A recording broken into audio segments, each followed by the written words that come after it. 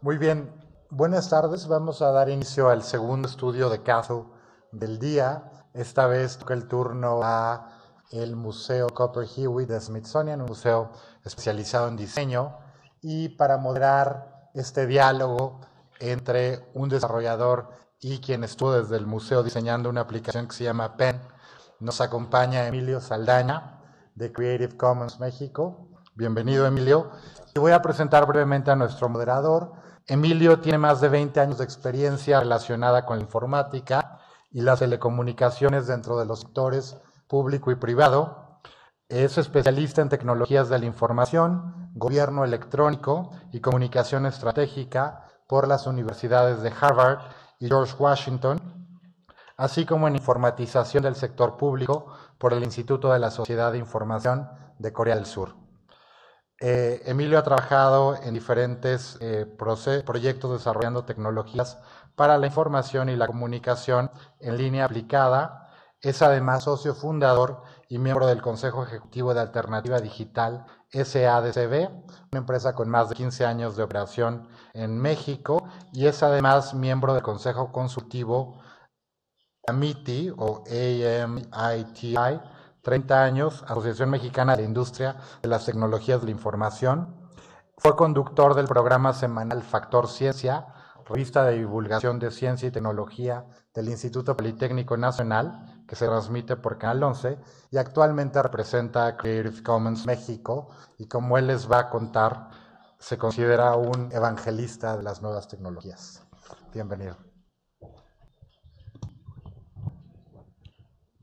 Bueno, pues antes que nada, gracias por la invitación y por la oportunidad de moderar un panel tan relevante. El producto del que vamos a platicar el día de hoy en esta sesión les va a maravillar porque la forma en la que se logra extender a través del uso de la tecnología la experiencia dentro de un museo, primero, y posteriormente la posibilidad de llevarte esa experiencia del museo a tu propia casa o a tu propio dispositivo, es una de las características muy relevantes del proyecto.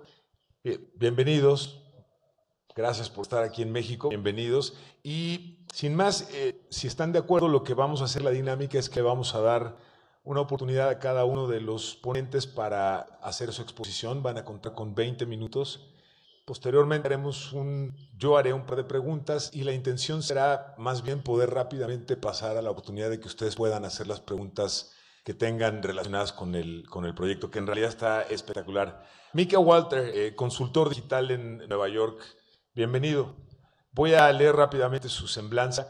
Mika trabajó anteriormente en Cooper Hewitt, actualmente dirige el nuevo estudio basado en Newark, en Manhattan. El trabajo de Walter ha abarcado las áreas de estrategia de contenido digital, gestión, planificación de infraestructura, programación y desarrollo de aplicaciones web que utilizan una amplia variedad de idiomas, de sistemas y de tecnologías. Con un gran énfasis en el usuario, su trabajo dentro de los laboratorios del Cooper Hewitt Smithsonian Design Museum en Nueva York se concentró principalmente en el desarrollo de sistemas empáticos mediante el uso de estrategias sensatas. Esto es responsable de todos los aspectos de las propiedades web de Cooper Hewitt. Trasladó el museo de diseño más grande de Estados Unidos a un sistema de gestión de contenido de código abierto y ayudó al museo a lanzar un nuevo sitio web de sus colecciones y una API pública. Formó parte del equipo responsable del desarrollo y la introducción del PEN, una experiencia interactiva del museo y su colección con los visitantes. Walter tiene estudios en medios fotográficos y electrónicos del Maryland Institute College of Art y trabajó como fotoperiodista independiente en Washington, D.C. y en el Medio Oriente. Bienvenido, Mika. Adelante, por favor.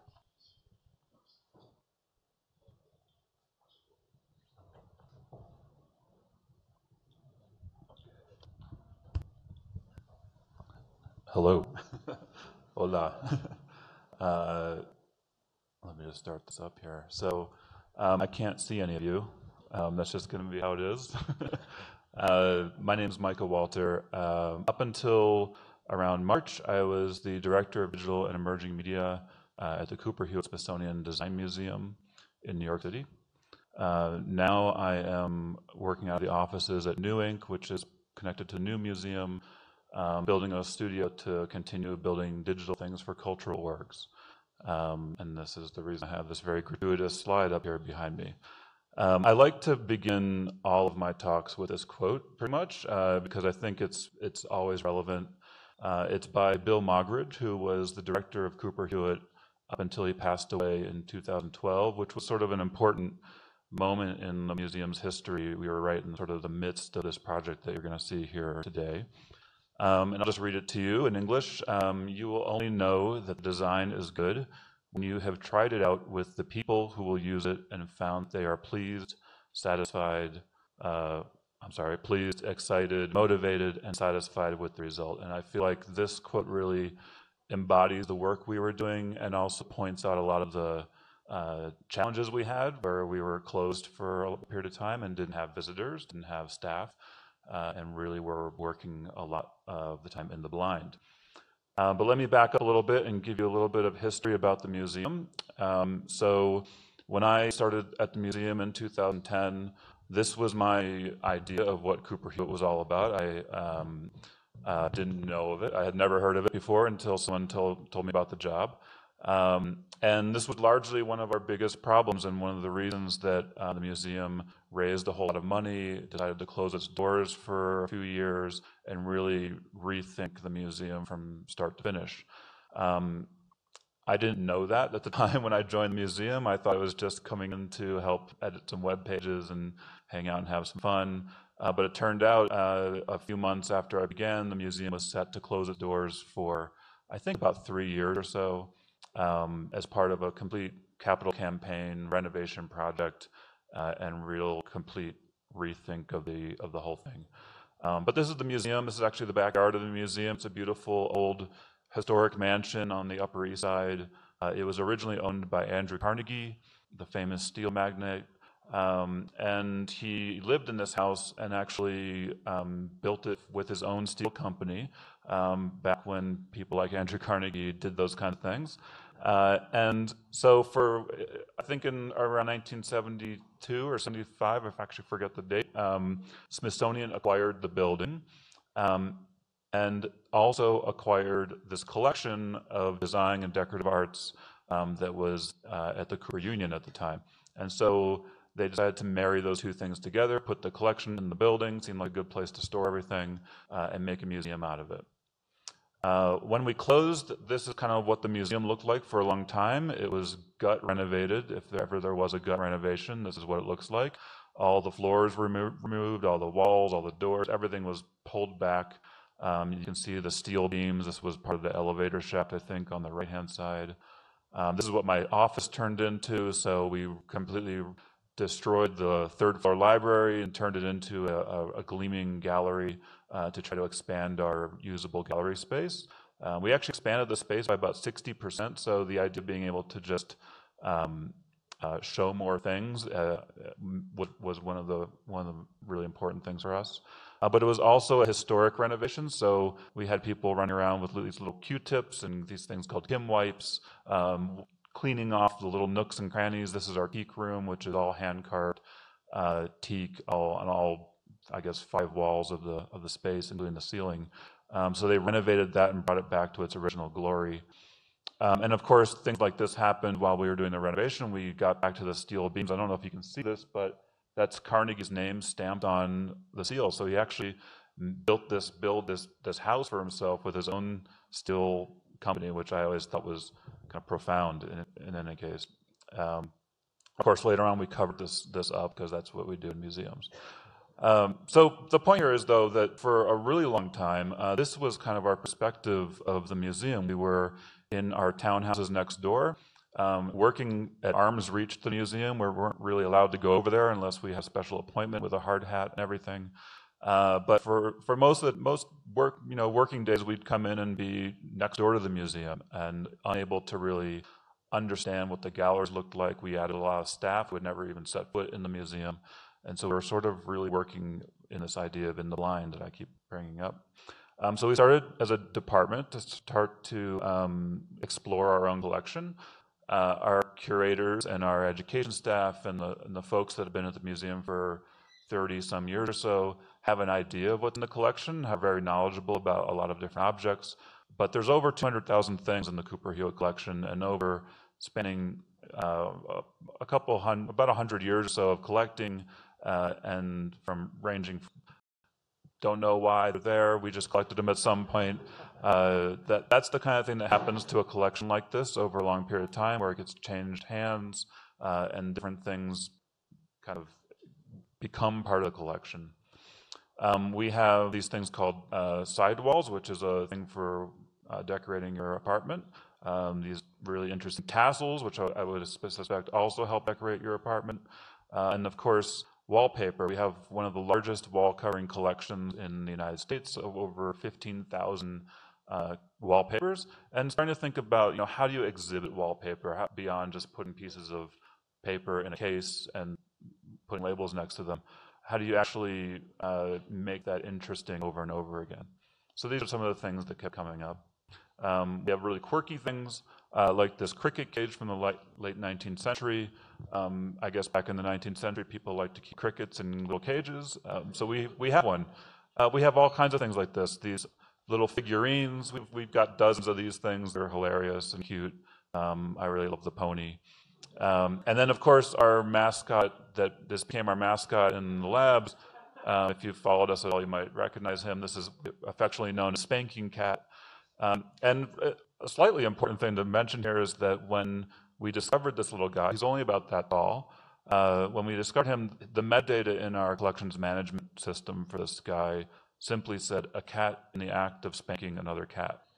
And so we started to really talk with our curators about things like this, about what the purpose of our metadata was, why it was written in this way. And the truth is, it was designed for a different reason. It wasn't designed to be published online.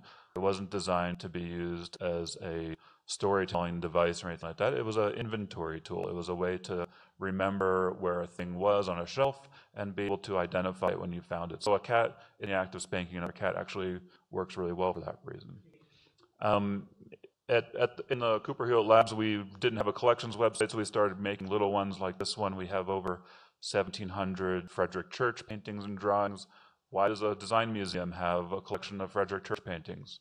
So I made a Pinterest board. We were starting to figure out how to organize these things into different shapes, and to start to really understand over time and sort of what has become of the Cooper Hewitt collection. Of course, eventually we built a collections website. And one of the big ideas around the collections website was to give everything a home. So rather than just sort of highlighting our most famous 100 objects or something, we put all of them on there. And a lot of times the object would just say, this is a print, that's all we know. But everything has a home, everything has a persistent URL. It's always there to sort of build upon. And this is kind of what is below that object. So trying to come up with ways to make the collection more accessible and more inclusive of others. So rather than just spitting out metadata the way you would for researchers and scholars, we formatted these things into sentences so they were a little bit more readable and a little more interesting.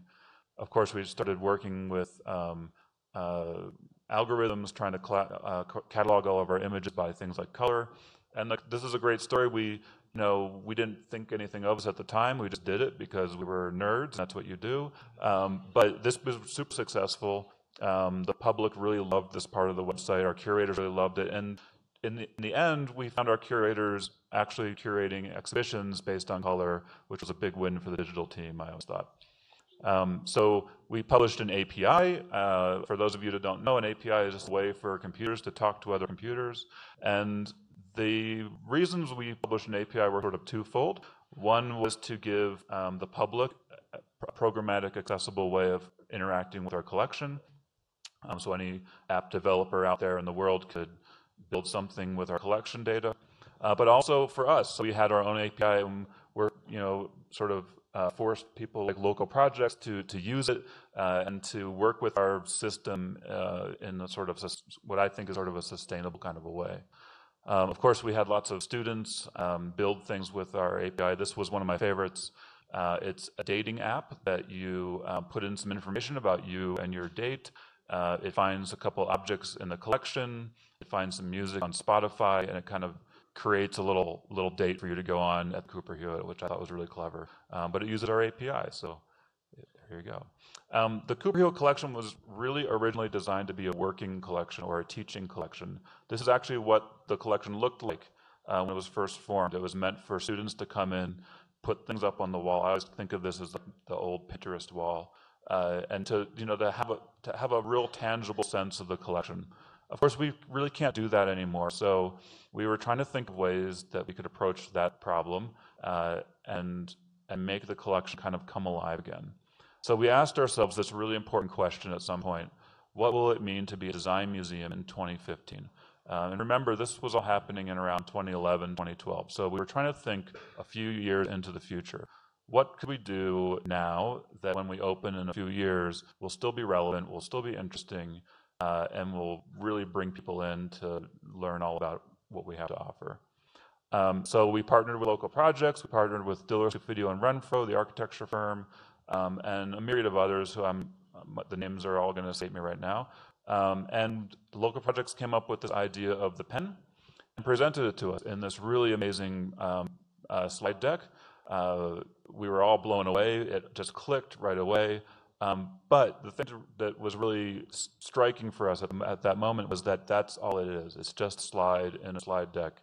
It's just a stylus that they found probably on Google Images or something. And now what? What do we do next? How do we take this idea? How do all of our partners that we're going to be working with help us to realize this vision of a pen and what the pen should be? So this is a little video we created in-house to kind of illustrate what we thought the pen was going to be, how it would work and what it would do, and really what it would mean for the museum to have these things floating around everywhere. And I think I can play it. Yep. Okay. So there's no sound. Don't worry. It's a silent movie. But really, this was a prototype video. It was really very rough, designed to sort of help us all understand what these things would be like.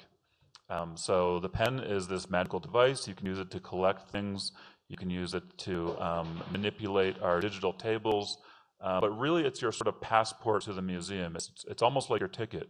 It's a way for you to interact with all of our things and then also allow you to remember those things later on when you're home. And that idea of recall, and rather than always taking pictures of wall labels with your phones, this we thought would be better. That's really the general idea. So this is that sort of some of those original ideas. And not all of these things really came to fruition in the end, but a lot of them did. So that's that. That's funny because I know all these people. Okay. All right. So here's the last little bit of it. So maybe you would get an email that would have all the things you collected in the little personalized website for you. And I'll just skip to the next video here because this is sort of the more polished version of it. It's got some music. We play this in our galleries, so when people come into the museum, they can understand what I just explained to you. They can get a sense of what the pen is, how it works, why I want it, what it's going to do for me in like 30 seconds or so.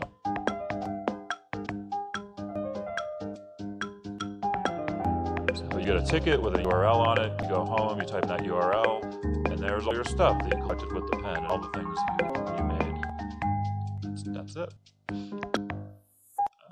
This is one of my favorite slides. So this is sort of the evolution of the pen. And this is in a case, which I think is still in the galleries now. It shows from sort of bottom left to top right the evolution of the pen. So my first contribution to the project was the very bottom left magic marker with RFID tag taped to the end of it, and a Raspberry Pi up at the top left where you could actually tap the Raspberry Pi, which is a little mini computer, and it would work. It would actually read the RFID, a row in the database would be created, boom, we had a pen. That was all there really was to it, but not really. So we started prototyping ideas around maybe it wasn't a pen, maybe it should be like a ring. So we went onto the hardware store and got these ring pops, ate the pops, and created little RFID rings. Or maybe it's a business card, but that was a little bit too much like you're going to work. At some point, we found out about this company in Spain called Sistel that made pens. And that's what you could see, those things that actually look like pens. There's a black and white one. And we were like, wow, there's a company that makes these things that are basically done. So we didn't love the way they looked, and they were really designed to be used by individuals. So they were sort of like your iPhone, where it's personalized, you have to charge it, you have to take care of syncing it and all these things. So we partnered with them and asked them to do circuitry for us. We partnered with a company called Tellart to create little working model prototypes. We worked with GE to do the 3D printing and come up with an industrial design for it. We wound up working with a company that is in Taiwan to do the actual manufacturing of the pen. And then, of course, local projects and probably a bunch of other people I haven't even thought of right now. So this was a multifaceted project that spanned a couple of years and involved probably a dozen or so different partners. I know I'm running out of time, so I'm going to skip ahead a little bit. This is just sort of, you can get this on our website. This is kind of just a model of our technology stack in a really nice illustrative way. And the green part below is really what internally at Cooper Hewitt we were focusing on. So the pen, the gallery app, that was local projects. The pen is all these different partners I mentioned. The website, the API, the database layer stuff, the stuff in green, that's the stuff we owned. And we really wanted to own that so that we could create a system that would last a really long time so that someday we could get rid of the pen and add, I don't know, the magic marker or the wand or whatever and replace it, but everything else would sort of still remain there. One of the things we discovered along the way was that user experience was really had to be inclusive of our staff. So we weren't just designing for our visitors, but really thinking about pen work throughout the galleries, how we print labels that work with this system. These are some of the things that we had to think about in terms of our staff. How do they collect pens when people want to give them back? This was an idea that came out of the School of Visual Arts, which we worked with to come up with some solutions for this problem. This is kind of like the person at the theater that hands out cigarettes and candy so that you wear it on your neck and collect the pens. We didn't do that one, but it was a great idea. And then, of course, how do we give the pens out? So this little video just sort of illustrating the pain of handing out pens. It takes, this is when we first launched it, it takes a really long time. You have to take a ticket, type in code, tap this circuit board thing. You're supposed to be telling the person what the pen was right now. Okay, so just for the sticker that's on top of your ticket. Do that. So we've really worked behind the scenes to make the process super smooth. So it's really transparent to the person doing this operation. Yeah, so that was a really important thing for us. This next series of slides I'm going to go through quickly. It's pictures of success. This is what it looked like when we launched. Kids playing with pens. Everyone's excited, happy. It's so much fun. It was actually, I'm being silly, but it was a very big success. It was written up in lots of press, and this is one of our really most famous rooms called the Wallpaper Immersion Room, where you can come in and search our wallpaper collection I mentioned earlier, but also create your own wallpaper. And so this is a thing that happened in that room that we weren't really expecting, was it more affectionately became the selfie room. So people came in here and just thought it would be cool. Well, how did we miss that, right? So we, of course, created an Instagram contest, and people created all kinds of selfies in the room, and it was a big success also. So what do you get when you go home? What's the post-visit experience look like? It looks like this. You get all your stuff. So all the things that you collected are collected into a little personalized website for yourself, including the things you create. So if you notice the little My Chair thing there, that's one of the things you can create with the Local Projects app. And so you don't only get images of the things, but you get all kinds of metadata, you get downloadable files, you get really rich collection records. So I mentioned earlier that our collection was in really bad shape, cat in the act of spanking another cat. This is what our collection records look like now. We spend a lot of time enriching these records, and I'm sure they still are. It's a massive undertaking.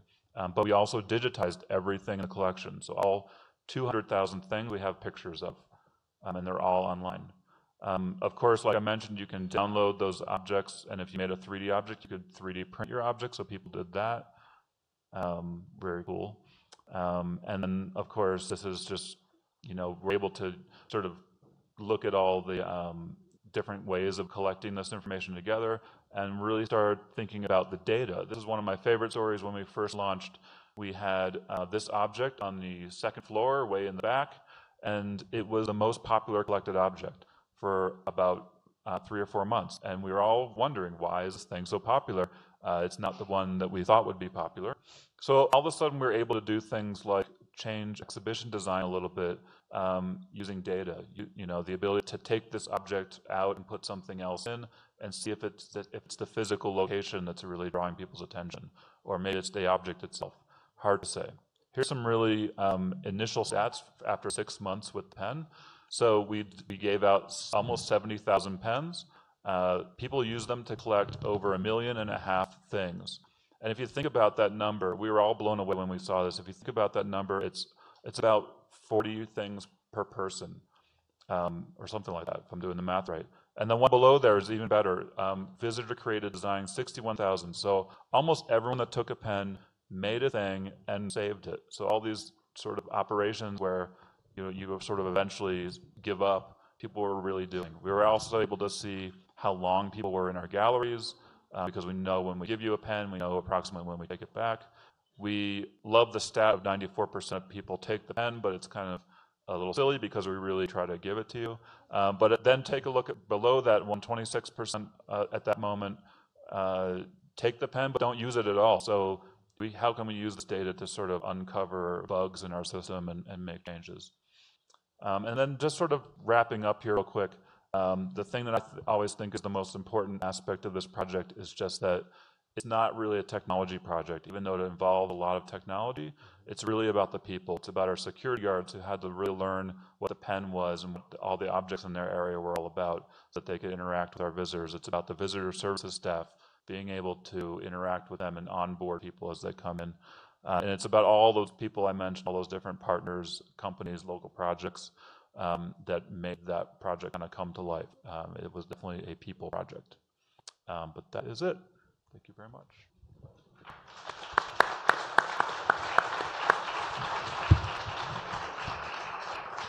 Muchas gracias, Mika Walter, consultor digital en Nueva York.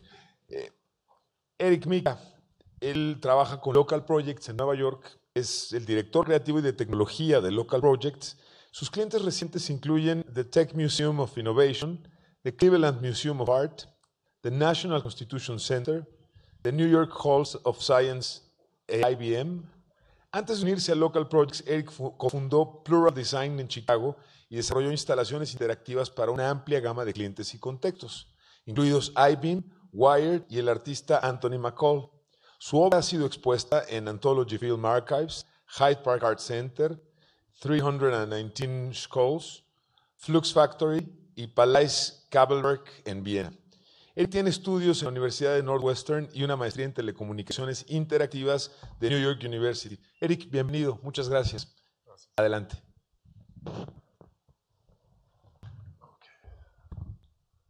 Gracias, Emilio. Hola, buenas tardes. Hello.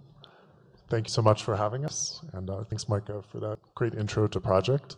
So since you sort of did the zoom in into the process of building it, I'm going to zoom out a little bit and talk about some of the philosophy behind it, and also extrapolate to some subsequent projects that we built at local projects that we think inherent, they kind of inherit from some of the work at Cooper Hewitt.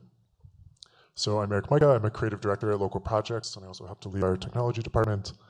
Local Projects is a media and design firm based in New York.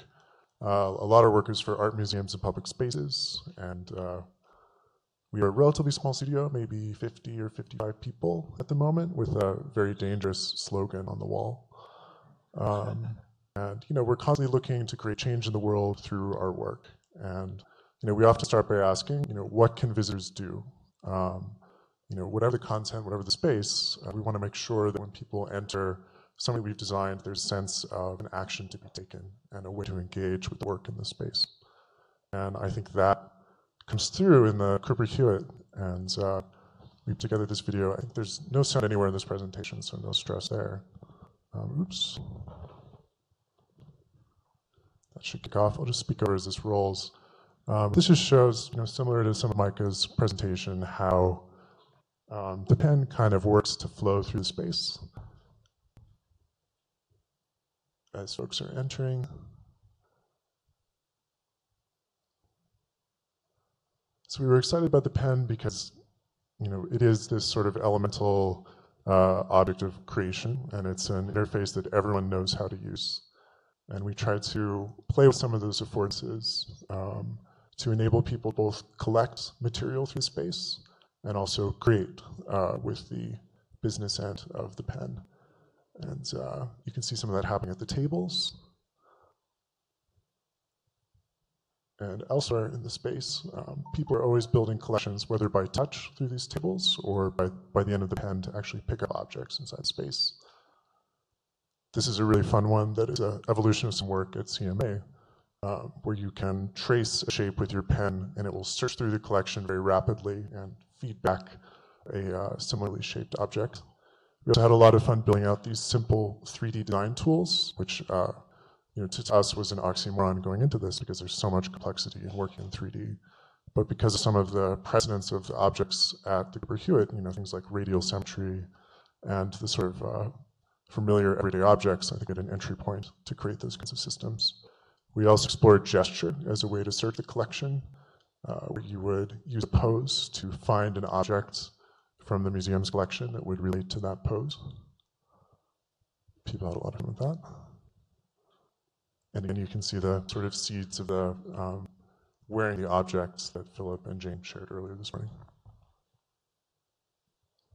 Even tiny visitors can make sense of that one. And then, of course, the wallpaper room, aka immersion room. And again, just a super fun space that was not something going into it. If you said, oh, it's a room with wallpaper, that would sort of seem like the definition of boring. But I think the pen really harmonizes with the collection and the space and the particular task for a couple different reasons. And I think it's, again, the sort of power of symmetry, the same thing we were drawing from in the 3D design tools to say, here's a gesture that may feel chaotic to you, but we're going to extrude it through the system to make it coherent and to make it interesting. And I think it's kind of interesting. This is a prototype of the wallpaper room, and it's, it's so dark and so kind of basic in its construction that it looks a lot like the final room, but you can see there's some debris on the floor and things like that. But this is some of our earliest tests around the drawing tool, and it's kind of funny that the drawing system itself was initially a debug mode that our developer came up with just to sort of play with, and the initial plan was just to sort of create a swatch browser so that you could pull wallpaper swatches from the collection and see them up on the wall.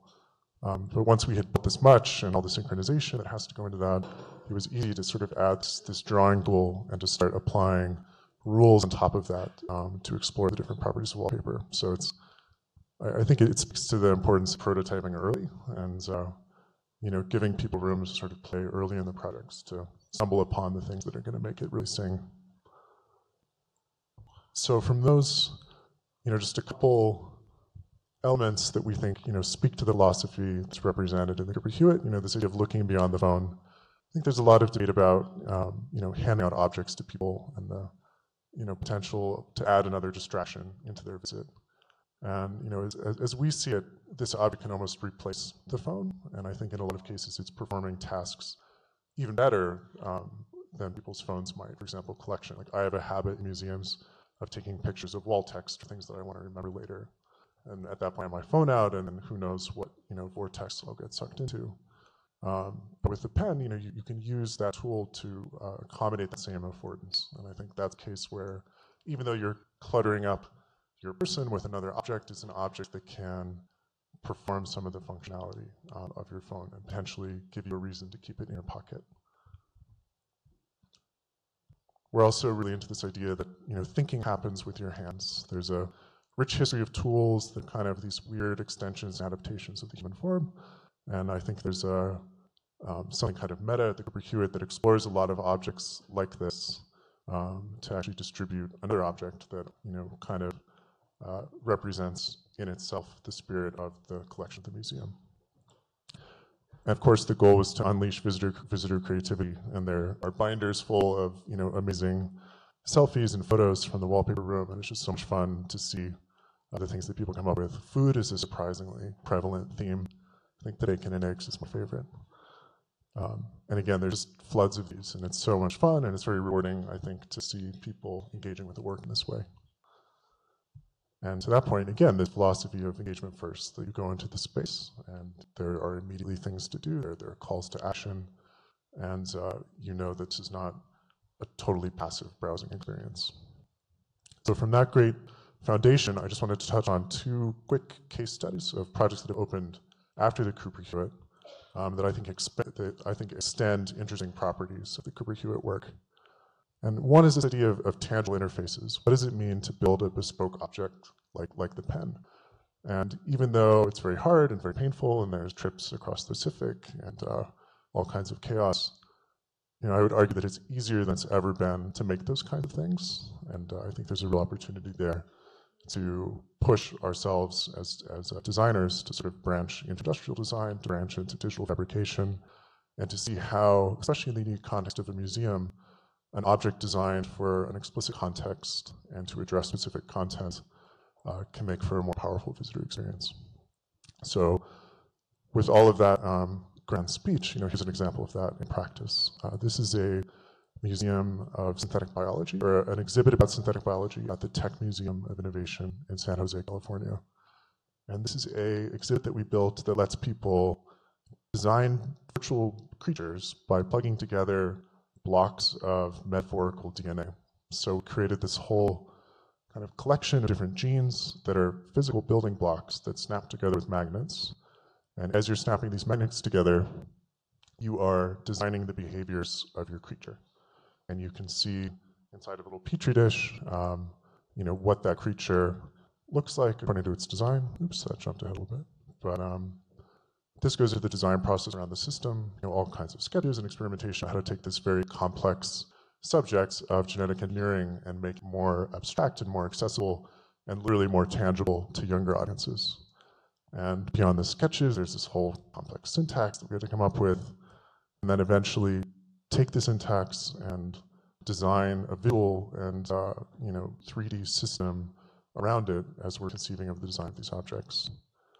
And then from there, from those 3D models, we partnered with a group in Brooklyn to get them fabricated and to design the electronics so that we know which one is plugged into which, and so on and so forth.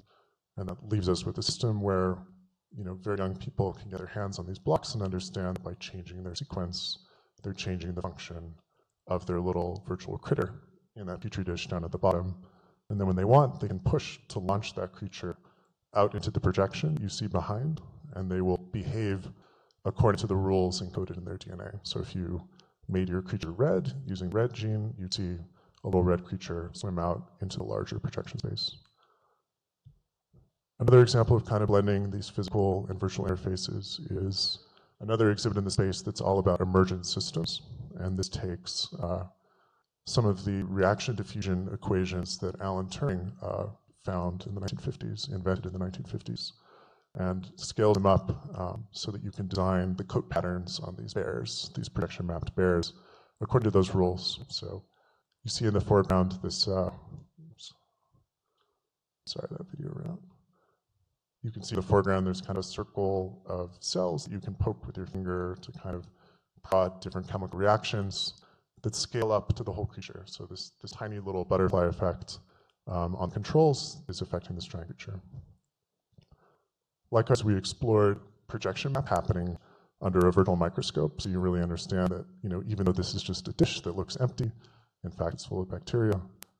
We were able to walk people through this and get much younger people doing this real biology experiment in the space. And then in the background, after you've completed the experiment, data from the experiment is visualized. It takes over this giant wall of petri dishes, each of which is backlit to do different data viz about the creatures that you built. Another project is the Aros Art Museum in Denmark. And I think this stands out as an example of evolving idea of engagement first. And this was a lot of fun because we had a relatively blank slate from the amazing staff there who basically asked for a mental fitness center. And we came up with 3, I think, very clean and compact interactions around that premise that take chunks of their collection and let you do fun stuff with them. So in this first one, we wanted to provoke conversations around the works.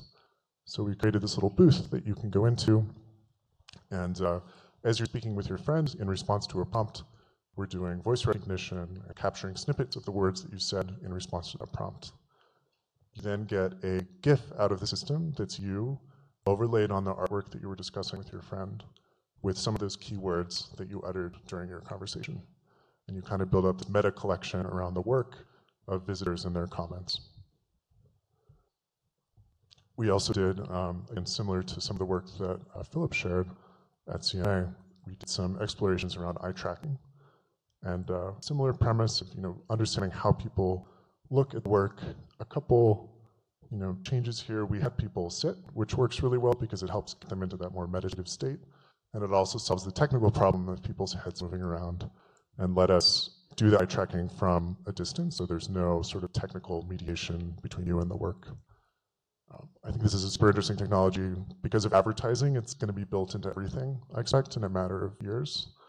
And I don't think it's ridiculous to imagine a museum where every single object has a system like this mounted above it to understand who and when and how people are experiencing the work. And finally, we had this third toy, really, where you can stand behind a clear OLED screen. You send your friend behind it, and then you almost use it like an easel to compose artworks over their body in a kind of abstract spatial way. And people had a lot of fun with this kind of pseudo-augmented reality directs sort of painting of their friends with elements from the collection. It's just kind of like a fun way to find abstract connections between something that might look like a leg and then really look like a leg when you paste it over your friend's leg. So from those case studies and the work of Cooper Hewitt, there's just a couple minor revelations that we've had in the process that we think we use as guideposts for the future as we're designing new work. And beyond engagement first, there's the idea of immersion first. I think the public space, like the real estate that museums occupy, is so amazing. And I think because so much can be offloaded to our phones, there's a new mission for that space to really push and to really use that real estate to create social experiences and spatial experiences that people aren't going to get on the rectangles in their pockets. We've also learned, and this is a real text from a client, that no one reads anything except for the people who laughed. Thank you. And this is just too real. I think that whatever system you build has to be immediately self-evident, has to represent how it works in its form, or else you lose people very, very quickly. And that, I think, leads us to the sort of work I could do with a pen or with the tangible biobricks at a science museum in San Jose. This idea of blending atoms and bits to create these really context-specific interfaces that I think demonstrate their nature and their function through their form. Another example of taking this a little further is a prototype for another project where we're combining position tracking with a custom designed object. And in this case, the physical object is mediating the digital projection space. So as you're moving this object, you're revealing layers of content. And because it's still digital in the content layer, there's a lot you could do. You could have different people revealing different things. You could have a timeline. There's all kinds of dynamic things you could add because you now have control over that component of the wall. In parallel, we have, internally at the office, we're always debating whether, narrative comes first or whether tools come first. And I'm definitely in the tool camp because I think that, tools give you the power to construct your own narratives. And I think that's a powerful but slightly riskier way to build engagement in spaces like museums. But I think we found, at least in the science museum context and also in Gallery 1, and also at Cooper Hewitt, where we're handing over the creative process to the visitor, that this really holds true, that if you give people the tools to create, the narrative will follow, and if the tools to create involve the work itself, then that narrative will be entangled with the work. We're also very obsessed with this idea of flow, and it's a little bit intangible, but I think it's the accumulation of all the micro decisions that your designers make and your software developers make in the course of actually implementing something. And it's so tricky to get right, especially on tight deadlines, but we always try to remain cognizant that it really matters that things feel fluid, that they feel intuitive. And I think this is tricky because it operates at a resolution that's even finer than I think a UX designer would work at. It's really, you have to find the right software developer, I think, who really understands what this means. And then a theme throughout that we're still pushing on is this idea of leveraging scale. And in both the genetic design exhibit, where you're shooting this tiny creature into the giant space, or especially in the immersion room, where a tiny gesture gets leveraged out into this giant change in the space, I think is something really interesting, really powerful, and again, something you can only do in physical space. One more thing that we're super excited about looking forward is this idea of the great metadata thought. And still working on the branding around this concept, but it's the idea that machine learning gives us the opportunity to look at existing collections in an automated, scalable, and semantic way that wasn't possible even 4 or 5 years ago. Take, for example, the original gallery one, based on what Philip and Jane shared this morning, getting the systems to recognize your face and to recognize poses was grueling manual labor for members of our studio, because we were manually tracing artworks, we were manually posing in front of the Kinect to train it about how a particular artwork relates to the human form. Likewise, for faces, we had members of our team making all of these crazy faces in front of the camera to train the system that does the identification of faces to portraits. But with machine learning, I think if we were to do this now, 5 years later, a lot of these things we'd be able to automate, and we'd be able to work at a much larger scale, much faster, across collections. And even old existing data, like this is just a YouTube video, where you can now run through systems that will extract all this information about people's pose inside the video.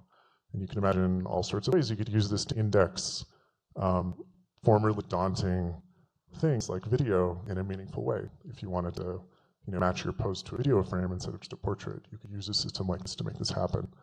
And it's not a special video. This is just, all of YouTube will be subject to this thaw of data as we subject these giant existing collections to machine learning.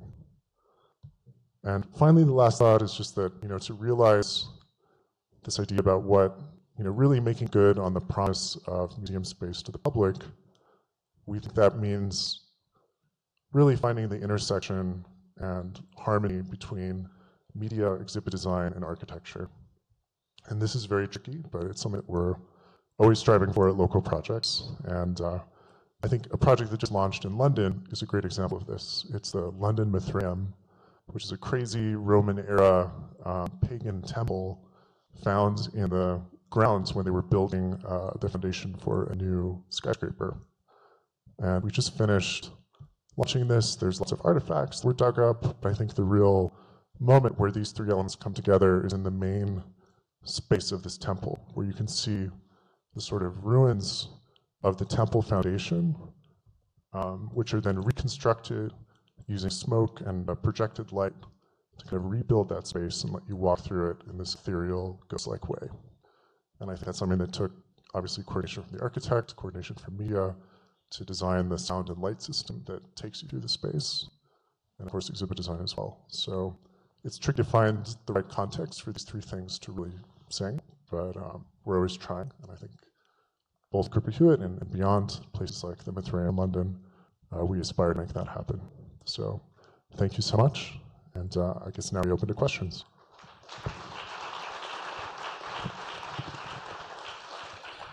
Muchísimas gracias a Eric, Mika, y gracias nuevamente, Mika, Walter.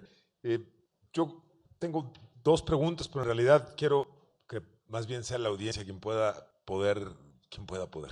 realizar preguntas. Una primera pregunta que me gustaría hacerles es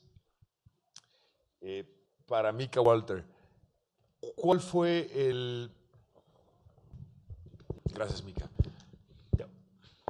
En términos de la concepción del proyecto y de la integración de la tecnología a la operación cotidiana del museo, ¿qué representó para ustedes dar el brinco de conservar objetos on view in the Cooper Hewitt collection, and most likely something around 5%, right, of the 200,000 things we have in our collection will probably only ever exhibit maybe 5 or 10% or something like that. And so digitizing the collection and putting it online and creating these types of interfaces like the digital tables, for us, were a way to allow our visitors access, to allow them to get into that collection and to really discover what the Cooper Hewitt collection and design in general are all about in a really, I think, inclusive kind of a way, where it's not so much about research, it's not so much about scholarship, but it's really about getting a taste of the collection and getting an idea of what design is all about in general. I'm not sure if that answers your question, but... Eric, esta pregunta me parece que sería obligada. Una vez que aprobaron ustedes el resultado del producto de la pluma integrándola a la experiencia del museo, ¿cuál sería el siguiente paso evolutivo que tiene la pluma inmediato? ¿En qué están trabajando actualmente que los tenga muy entusiasmados por ser un paso siguiente del producto tal como está funcionando actualmente? Yes, so what's next? I think we tried to touch on that a little bit with those case studies. I think looking back at the pen, there's some technical constraints that we might work around now. Like to me, it's a little odd that the gesture to collect uses the eraser end. It's not totally intuitive. I think, but that again was an artifact of the RFID system and the constraints at the time of its design. But now you can imagine something, simpler where maybe you just circle the label of the object that you want to collect, or other strategies like that to make it even more intuitive. I think elsewhere it just goes back to that point that it's cheaper and easier to do this stuff than ever. And museums are operating at such an interesting scale, I think, where you're making hundreds or thousands of things instead of tens of thousands or hundreds of thousands of things. I think that opens up, yes, costs go up a little bit, but it also means that you could use things like digital fabrication at scale. So maybe every single pen is custom 3D printed, and you're making a curatorial choice when you select it to, grab the one whose design speaks to you. And because of the scale that you'd be fabricating at for a museum, it would not be inconceivable to print 3,000 different variations and maybe some generative pen design. So lots of opportunities. Thank you very much. Comenzamos con la posibilidad de que la audiencia pueda realizar preguntas. ¿Tenemos algún micrófono ya circulando por allá? Sí, si quieren, comenzamos. A ver, perfecto. Muchas gracias. Perfecto. Levanten la mano entonces, ¿quién tiene por allá? Adelante, por favor. Hola, buenas tardes. Vuelto caducos que empiezan a sentirse viejos. ¿Han pensado a futuro cuál sería el periodo de caducidad, por ejemplo?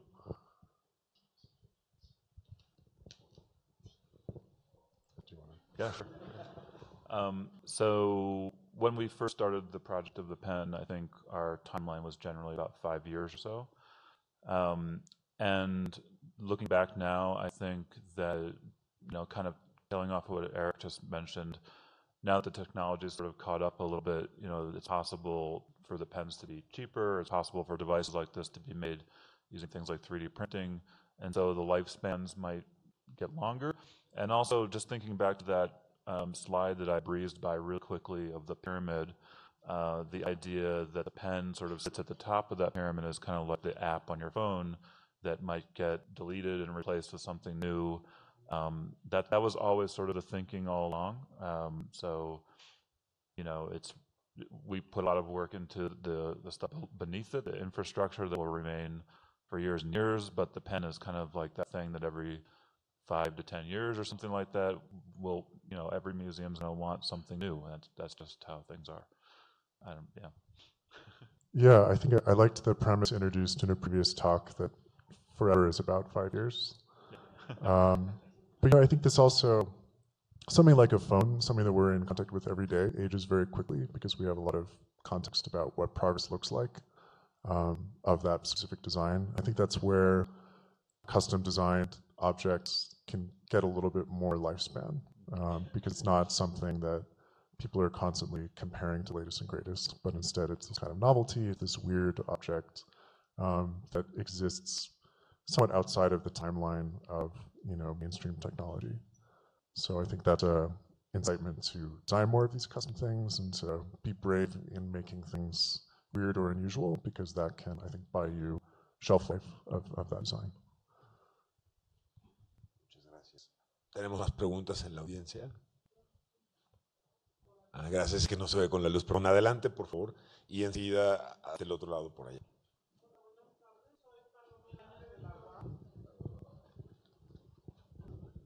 Hola, soy Paloma Ibáñez de la UAM. No estoy en el mundo del museo, sino más bien del diseño, y me interesa mucho lo que es el encontrar el camino, el wayfinding, pero me surgen algunas 3 cuestiones que a lo mejor no, que seguramente no me contestarán, pero que quisiera dejar en la mesa. La primera, pensaría uno que son herramientas, lo digital, que es en esta experiencia holística de los museos, que apoyarían digamos, esta inmersión. Pero ¿qué tanto está cambiando esto como concepción de los museos? ¿No? Yo noto como esta idea de la gamificación, del contar historias, como una búsqueda más allá del museo tradicional o conservador, no sé cómo llamarlo. Lo segundo, las tecnologías las conciben en una dimensión, una esfera diferente que la museografía, que los aspectos educativos o pedagógicos que se hablaban en la mañana, o son ya, digamos, una parte nodal o central. Y lo tercero, en los videos que han pasado hasta ahorita, echo de menos gente en silla de ruedas, gente en condición de discapacidad. Vi ahorita que sí hay algo de trabajo con objetos, pero en cuanto a digamos, las tecnologías, están trabajando con sonidos, con experiencias táctiles o algún otro tipo de cuestiones. Y yo creo que sí, la recomendación muy humilde sería incluir personas diferentes o diferentes públicos, ¿no? Gracias. Yeah, that's a great trio of questions. I'll try to answer a few of them. So one of the things I think of, one thing that comes up from your questions for me is a challenge that we faced at Cooper Hewitt, which I think is not unique to Cooper Hewitt, which is something that we kind of refer to as threshold fear, this difficulty of getting visitors to actually walk through the doors, the idea that the doorway might not really be for them or something like that. And I think the pen specifically and the technology that we introduced in the museum really, maybe we didn't design it that way on purpose, but I think in the end it really spoke to that kind of idea. The idea of giving someone a tangible object to hold in the museum is really surprising. It's not what you're normally used to encountering when you go to a museum.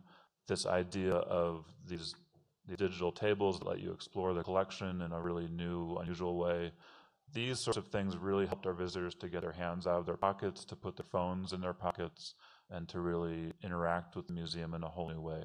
I don't know if that really answers your first couple of questions, but the point about wheelchair access and accessibility, that was really top of mind for us. As Cooper Hewitt is part of the Smithsonian, we're dedicated to accessibility and inclusivity. And so we made sure that everything was ADA compliant, which is the American Disabilities Act, I think is what it stands for. So all the tables that are a certain height so they can be used by a wheelchair, all the pathways are designed to be accessible via wheelchair, and there's ramps outside and all that sort of thing. But I think there's another layer there that we never really tackled, which is probably sort of the next iteration of something like the pen or the digital tables, which is to figure out how to make these devices designed for those folks with disabilities and not just accessible to them. And so how do you create a pen or a digital table that is really centered around that idea that there's a lot of different types of people in the world? So yeah, sorry if it doesn't answer your question, but those are sort of some of the thoughts that come up from what you said. Yeah, I think it's a great and important question. And as Micah said, at least in the States, beyond our moral obligation, there are legally binding parameters for how we design exhibits, for at least the most rudimentary baseline accessibility. But going beyond that, I think technology has a way of amplifying a sense, and I think it can bring into relief the absence of a sense when we're pushing very hard on sight or sound or touch. And I think it's on us to think of ways to create engaging experiences across those senses so that there are a range of ways to engage with the work.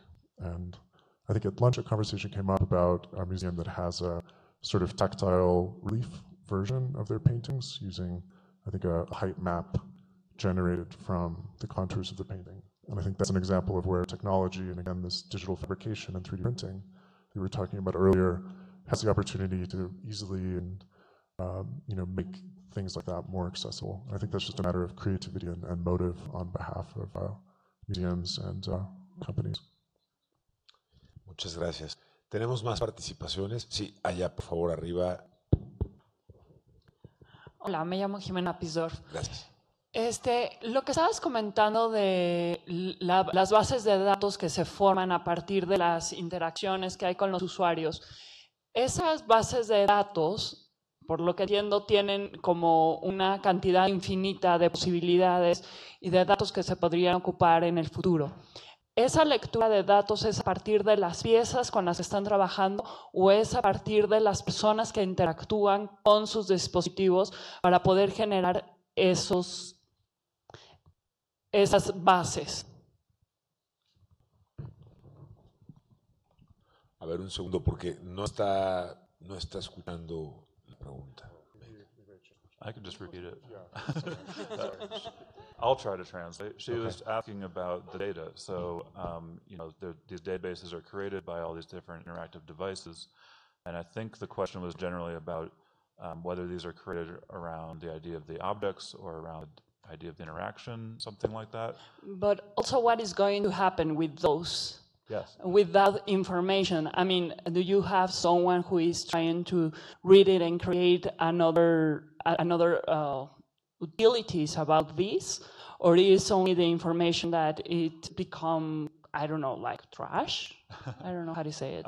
No, it's an excellent question, and actually, a lot of the work I was doing, sort of toward my end of my career there at Cooper Hewitt, was about the data.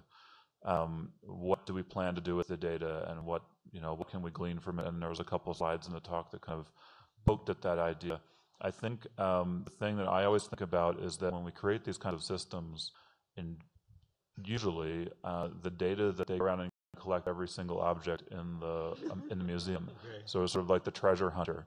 But there was also a large segment of people who didn't collect anything whatsoever. And then there were a few folks who tried it like 1 or 2 times and then gave up. And then we dug a little bit deeper to see how that relates to different exhibitions. The point here is that we are all of a sudden generating tons and tons of data, and we need help understanding it. And that's really the end of it. Our sort of philosophy, I think, in the beginning was to not throw anything away ever, because we probably haven't even thought of what it might be used for later on, good or bad. Yeah, I would just add that there's a real data visualization problem around analytics, where there's tons and tons and tons of interesting, actionable data that is just too obtuse to access. So that would be a great startup idea, maybe. And also, I think, and Cooper Hewitt's already on the track with their public API. I think you could go one further by making things like analytics anonymous but public, so that you have a sense of access to whatever data you've generated in that space, and also made it easier for that startup to create the front end. We did, at the anniversary of the pen, we released all the pen data publicly in a sort of anonymized kind of a way. So you can download at least 1 year's worth of data and see what you can figure out from it. Awesome. Tenemos más preguntas de la audiencia. No veo, pero allá atrás arriba. Y acá abajo con Luis.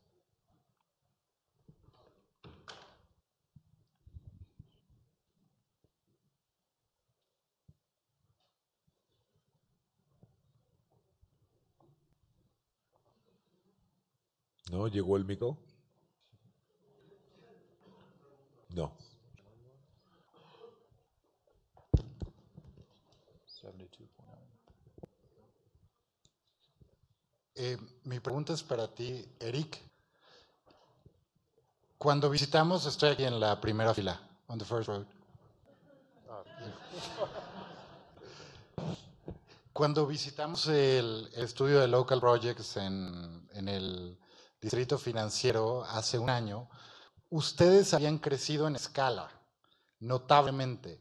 Son dueños hoy de un piso entero y han trabajado en proyectos sustanciales con muchas instituciones del país. Mi pregunta es, ¿qué les enseñó a Local Projects el proyecto PEN? ¿Cómo lo están aplicando? ¿Y cuál crees que es en este momento el proyecto de Local Projects que les está suponiendo un reto igual importante como el que les supuso PEN hace algunos años? Thank you. Glad I was able to find you. Yeah, great questions. I think, in terms of takeaways from the pen, I think it was our first foray into hardware. So I think learning the basics of that, and that it was possible and that it could work at scale, was huge. I think The other lesson from the Cooper Hewitt is the importance in finding and choosing your clients to some extent, to find people who are really okay with pushing things that may be risky or complicated and might have operational overhead. And I think it's, being able to work with Micah and also Seb Chan, who I don't think is here, but having people like that paving the way for that kind of innovation, I think was key. And we have to give that so much credit for whatever work we were able to do for the Cooper Hewitt, and I think there was a lesson there in what an amazing collaboration can look like. In terms of next steps for the company, I think it goes back to that last slide, the idea of merging these worlds. So more and more, we're trying to take projects that are more architectural in scale. We have architects on staff now. We're doing more and more exhibit design, trying to basically find ways to take an entire exhibit, an entire experience, and let it work in harmony across all of these different aspects. And that's tough because it's not really a way that the industry is structured to work, but with the right clients and contexts, we're making some headway.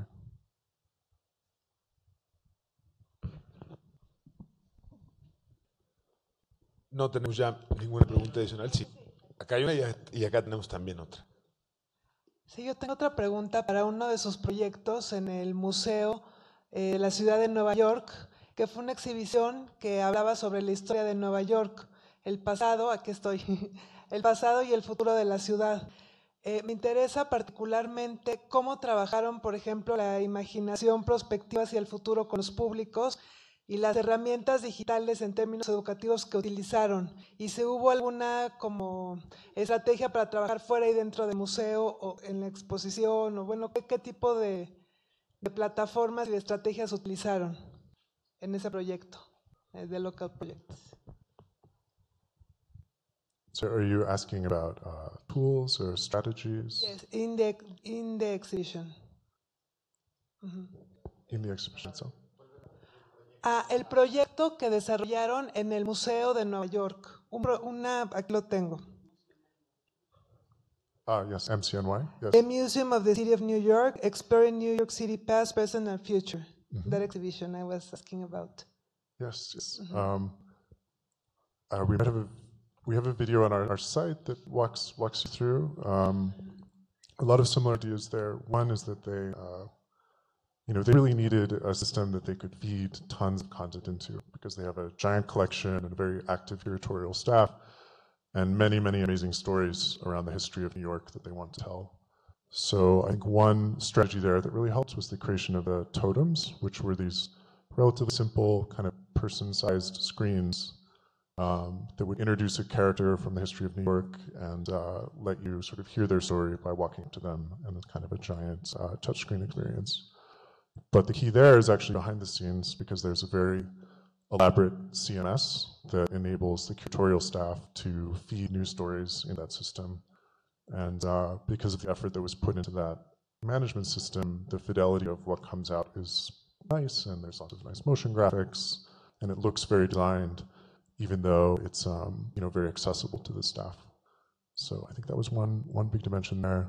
Another just goes back to that idea of tools. There's a exhibit in that space targeting younger visitors where they get to redesign New York as they see fit, and they kind of get a literal sandbox in the shape of New York. Well, not a literal sandbox, but an iPad kind of scratch pad where they can decide where trees go and where buildings go and how transportation will work. And as they're doing this, we're trying to provide guidance around the impact of their decisions. So I think that's another example of giving people tools to create their own narratives, and I think that's also working well in that space. I'm sorry if that misses some of your question, but we can talk after. That's what I was curious about. Thank you. Thank you. Tenemos otra pregunta más por acá también. Por favor. Gracias. Gracias. Es una pregunta para Maika. Me gustaría saber un poco más del impacto en la estructura de la organización del Cooper Hewitt, de toda esta nueva etapa digital. That's a really great question. So remember in the beginning of the presentation, I mentioned that I'd never heard of Cooper Hewitt before I heard about the job. When I first started at Cooper Hewitt in 2010, the digital department was me. It was just, I reported to the communications and marketing director, and at that point, that was pretty much the plan. As we moved into the renovation project and as the ideas for a lot of things that we've been talking about today kind of bubbled up to the surface, we realized we needed some talent and a real department. So we hired Seb Chan, who you mentioned, to come and be the museum's first director of digital and emerging media. We hired a developer by the name of Aaron Cope to really be the engineer on site building all the things. We wound up hiring another engineer and a sort of a production person. So the team began to build. And then more importantly, the director of the team started to report to the director of the museum. So rather than it being part of communications and marketing, it's now a seat on the senior management table. And that was really critical for the department, I think, and for the museum as a whole. It meant that digital was something we talked about daily at the museum, not just in the department, but throughout the entire fabric of the organization. It meant that digital was on everybody's minds. It was something that was happening at a senior level in a really major way. And it's still like that today. And I think that sort of evolution from lone webmaster at a small to medium-sized museum to major digital department inside of an organization like that really goes to show that there's, in order to do these kinds of things, you need the right people and you need the right organizational structure. Yeah, that's a story. Listo. Tenemos acá abajo, por favor, una participación más. Y por acá del otro lado también, enseguida. Claro que sí. Hola, mi nombre es Guillermo Rodríguez, de la Asociación Civil Museo Mix México, de este lado. Mi pregunta va relacionada con la última que hicieron. Quisiera saber los costos, digamos, aproximados asociados a esta nueva estructura y sobre todo los elementos que el museo necesita a nivel tecnológico implementar para poder tener este tipo de instalaciones. Caso concreto, conexión de internet, el tema de la luz eléctrica y demás situaciones que, bueno, en nuestro país es algo complejo que las instituciones posean, ¿no? Entonces, eso me gustaría saber. Gracias. So I'm not allowed to tell you the actual cost of the entire project, but it was pretty expensive. It involved some major funding from Bloomberg, some major funding from our board of directors. And I think what we've been talking about here over the last few minutes here is that it doesn't need to be that expensive anymore. I think there's lots of ways to lessen the overall cost of these things. In terms of the department, of course, staffing is always an expense. Bringing in a director of digital to be part of the organization, there's a cost to that. But I think it's manageable these days and completely necessary.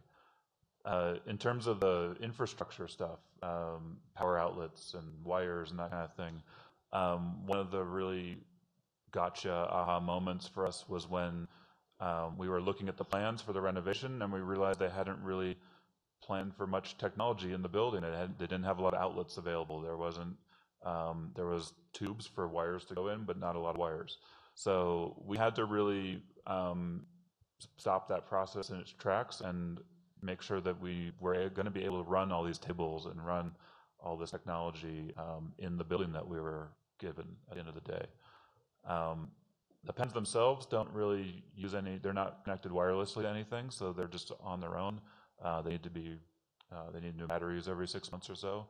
But the digital tables, they're pretty big screens all throughout the gallery, so they require energy and connectivity. One other little tidbit about that is that one of the original ideas for the pen would be that it would work in the opposite way. So rather than the pen being a thing full of all the electronics and the smarts, the pen would actually be dumb. That magic marker with RFID tag at the end of it was the original idea.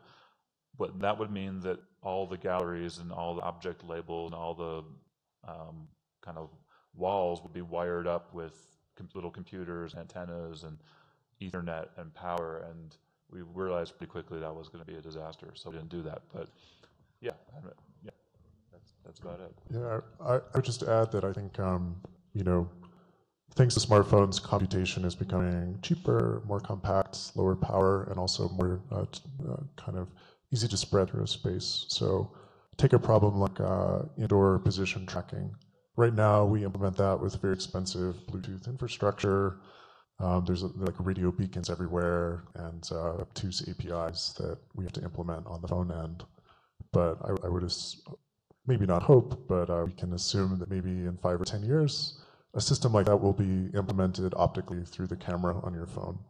And we'll have access to Google's indoor location tracking API. And a solution like that would be off the shelf instead of a capital expenditure for an organization like a museum. So some of it, I think, is patience, and then in some cases, I think the opposite is true, where you have to sort of spend money to save money when it comes to infrastructure. And especially in an old building like Cooper Hewitt, the costs of renovating with respect for the original architecture, I think, multiply what it would have cost otherwise. But I guess Carnegie didn't see this coming. Mira, Eric, queremos seguir aprovechando la oportunidad de conversar con ustedes. Teníamos una pregunta por acá, ¿verdad? Sí. Bueno, hemos visto ejemplos maravillosos todo el día de cómo la tecnología realmente ha mejorado la experiencia, pero yo les pregunto, y ustedes que son creativos, la pregunta es para los dos, y que seguramente piensan en esto todo el tiempo, si han pensado en algún caso o en alguna tipología de museo en el que la tecnología fuera un obstáculo para la experiencia, o se les ocurre algún caso, porque si no la conclusión sería que en realidad todos necesitamos esta tecnología súper avanzada, ¿no? Yeah, I have a really good example. I'm working with a museum in Philadelphia called the Barnes Foundation, which on its own is a really immersive experience. You walk through this gallery. There's something like 1,500 impressionist paintings by artists you've all heard of. It's really overwhelming. It doesn't really need much technology. You just go and experience it. And right now we're trying to figure out a way through technology to do a thing in the museum to help the visitors sort of know about things that are going on in the galleries. And so I'll spare you the technical details, but the problem here is that what we're trying to introduce might sort of disrupt that experience that they're already having. So we're trying to be really sensitive to that and trying not to over-engineer things and trying not to make things too disruptive. To me, it's just like whether you wear an Apple Watch or not, or whether you have an iPhone with push notifications or not. All these things that we're developing are trying to get your attention all the time and trying to sort of, change the direction or the left and right turns you're taking through life. And so, I think in galleries and in museums, it's the same sort of thing. We're, trying to figure out how to leverage technology to make the experience better, but we're also trying to figure out how to maybe not do that when the experience might already be really wonderful. Yeah, I think it's a great question, and there are definitely lots of contexts where technology can be gratuitous and unwelcome. I'd also posit there might be situations where you could fight technology with technology.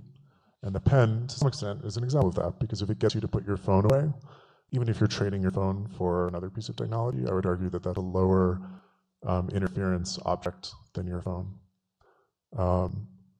Likewise, I think at CMA, at Gallery 1, I think is an interesting example in the sense that it's one gallery in a much larger space, and you can go there at will, and you can learn techniques and gather tools that you can take out into the rest of the less tech-heavy museum space, which I think is a nice balance.